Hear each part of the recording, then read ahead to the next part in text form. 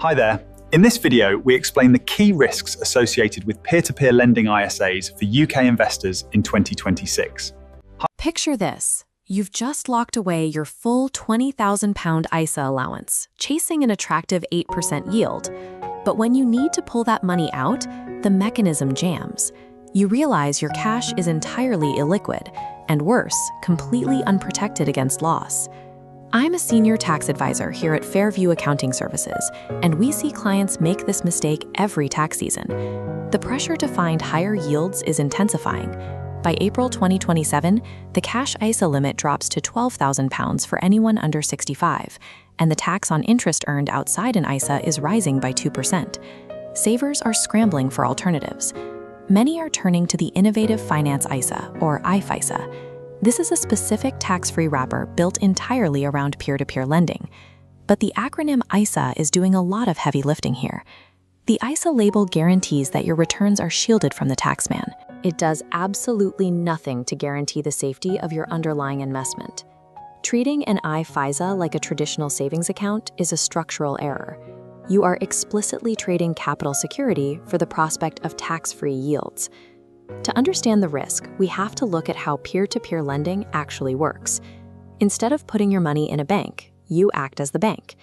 You fund loans directly to businesses and individuals who cannot secure capital from traditional high street lenders. These borrowers might lack the long trading history a bank requires, or they might need capital faster than a standard credit committee can move. Very often, this involves property bridging or rapid site development. This side-by-side data visualization compares capital protection models. If your traditional bank collapses, the Financial Services Compensation Scheme, the FSCS, protects your cash ISA up to £85,000. If your peer-to-peer borrower defaults, your IFISA has zero FSCS protection.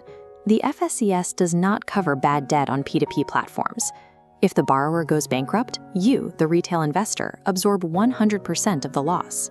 Those attractive 5 to 8% target returns are not a bonus. They are the exact premium you must be paid to accept the severe credit risk that the banks rejected. Then there is the issue of getting your cash out. P2P platforms often advertise secondary markets where you can sell your loans early, but these only work if another user actively wants to buy them. Imagine an investor named David. He puts £10,000 into property loans, but a market slowdown hits. When David tries to sell, the buyers have vanished. His capital is completely trapped until those multi-year loans naturally mature. The combination of these strict liquidity traps and a rising wave of credit defaults forced the UK regulator to intervene.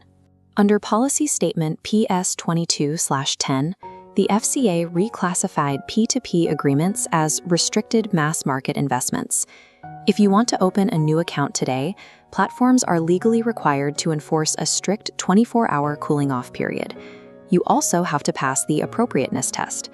This is a mandatory financial exam designed to prove you understand the mechanics of illiquidity and the very real possibility of total capital loss before you open an account.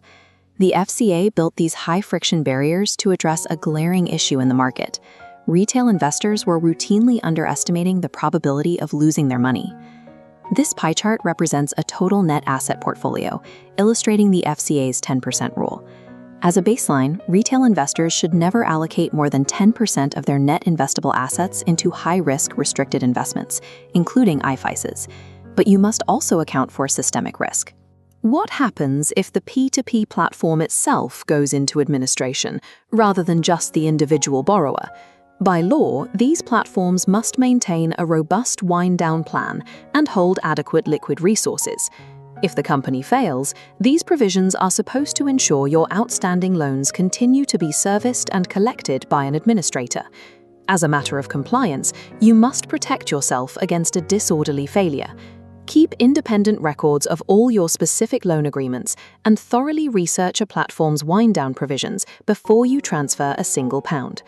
The Innovative Finance ISA is an excellent tool for sheltering high yields from taxation. However, it only makes sense if you are fully prepared to accept severe illiquidity and zero structural capital protection. FCA regulations and personal tax strategies are highly complex. Before committing your ISA allowance, contact our team at Fairview Accounting Services. We provide independent, personalized advice to ensure your portfolio aligns with